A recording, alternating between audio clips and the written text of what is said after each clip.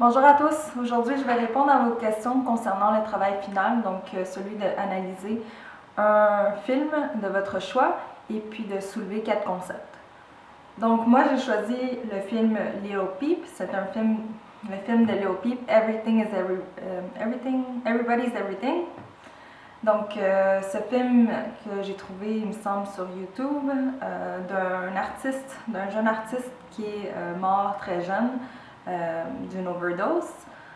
Le but de l'exercice, en fait, c'est d'analyser soit un film à travers différents concepts des sciences humaines. Le but de ce cours étant de considérer des problématiques contemporaines dans une perspective transdisciplinaire qui est celle des sciences humaines.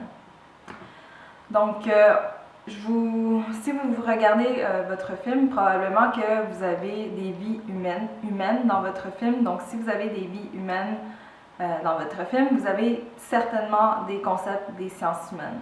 Donc, les concepts de sciences humaines, c'est tous les concepts, toutes les définitions qu'on a vues dans le cours. Donc, que ce soit dans les premiers cours concernant l'histoire, par exemple des courants, ça c'était des concepts aussi des sciences humaines. Par la suite, on a vu entre autres la musique identitaire, donc entre autres le processus de socialisation, ça c'en était d'autres concepts. Vous aviez la déviance, les normes sociales, le contrôle social, etc. Puis, c'est sûr qu'il y a des chapitres qu'on a moins vus, par exemple celui de la psychologie. Si vous connaissez les concepts de dépression, d'anxiété, de développement de l'enfant, ça c'est des phénomènes aussi, ça ce sont des concepts aussi des sciences humaines. Donc, pour vous donner un exemple, avec mon film que j'ai choisi, j'ai soulevé 4 concepts, donc ça fait un petit bout que je l'ai vu au début du confinement. J'ai pu me souvenir pas mal du film, c'est un film biographique de Leo Peep. Le premier concept que j'ai soulevé, c'était la dépression.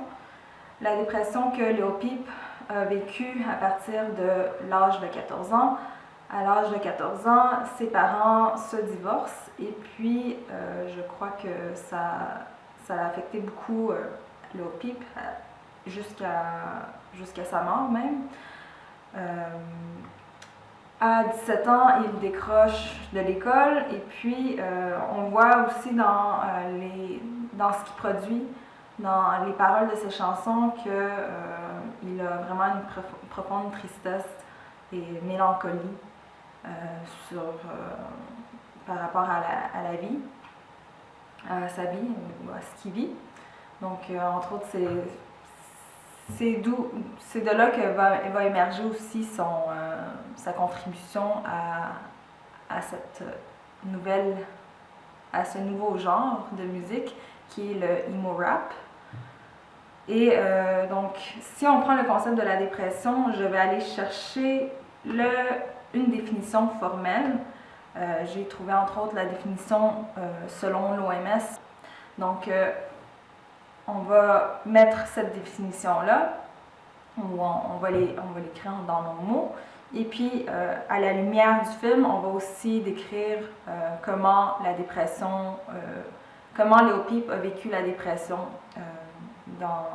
selon ce film. Et puis, ça va être notre concept. Donc, tout établir le lien avec la dépression dans le film. Et puis, vous avez votre premier concept, dans mon cas, dans le film de Leo Peep. Donc, le prochain concept, ça va être le concept de la déviance. Comment elle est représentée dans ce film. En fait, c'est vraiment par les comportements toxicomanes des jeunes, des amis de Leo Peep et Leo Peep lui-même. Donc, ils vont consommer ils consomment entre autres du sirop pour la toux, du Xanax, d'autres médicaments, des drogues comme l'ecstasy, l'MDMA, du speed, etc. Et bien sûr de la marijuana. Les toxicomanes, en fait, sont considérés en sociologie comme étant des individus qui cherchent l'évasion, selon la théorie de Merton.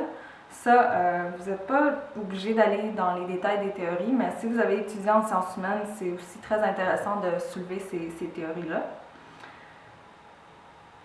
Par la suite, vous avez aussi le concept que j'ai soulevé dans le film. Il y avait le concept des amis. Donc, Leo Peep se retrouve au sein d'un groupe d'amis, donc une clique, entre autres, qui s'appelle le Goth Boy Clique, donc un regroupement d'artistes gothiques. Leo Peep a une représentation de la vie qui est très anarcho-communiste. Ça le dit entre autres dans le titre du film, le titre du film étant Everybody's Everything. Je peux traduire ça par tout le monde représente tout. Le père de Leo Peep était prof à l'université et puis il me semble qu'il se spécialisait entre autres dans la politique, donc particulièrement dans les mouvements communistes.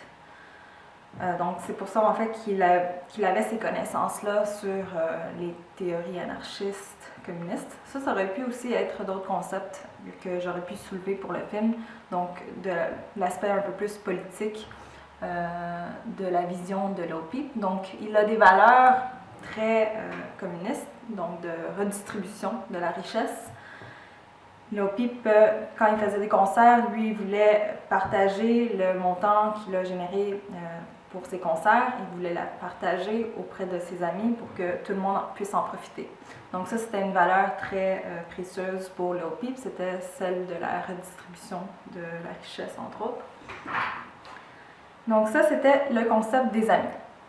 Donc pour vous dire un petit peu sur la recherche que vous devez faire, je vous suggère d'aller chercher vos sources à partir des revues scientifiques des sciences humaines qu'on retrouve dans la bibliothèque virtuelle du Cégep de Jonquière.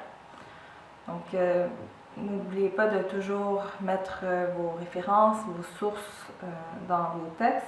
Je vous rappelle que la qualité des sources compte pour 2 points, donc ça représente environ 2 points sur 20, c'est pas mal 10%. Puis la médiagraphie compte pour un 5%. Donc ensuite, le prochain concept que j'ai soulevé, c'était celui de la mondialisation. On voit Leo Peep qui va en Russie faire un show. Puis on se rend compte que Leo Peep a beaucoup de fans de la Russie. Même si c'est très underground ce qu'il fait, il se fait connaître à travers YouTube et SoundCloud. Et puis, on réalise que la mondialisation affecte aussi beaucoup la culture. Donc, tout le monde connaît la musique américaine de ce monde et tout le monde a accès à pas mal d'informations par Internet. Mais la mondialisation, c'est un phénomène qui est très politique et économique, qui est apparu à partir des années 50 après la guerre, puis particulièrement à partir des années 70, avec la hausse des moyens de communication, donc les moyens de communication qui deviennent plus efficaces à partir des années 70. Aussi, il y a beaucoup plus de commerce entre les pays. Et puis, aussi, à partir des années 2000, bien, vous avez le phénomène, l'ère Internet. Donc, tout le monde a accès à beaucoup d'informations qui proviennent d'un peu partout dans le monde. Et donc, la culture subit aussi l'influence de la mondialisation. C'était les 4 concepts pour le film Everybody's Everything que j'ai bien aimé. J'espère que ces explications vous auront été utiles. Si jamais vous avez d'autres questions, vous pouvez m'écrire ou commenter cette publication. Donc, merci à tous et à la prochaine.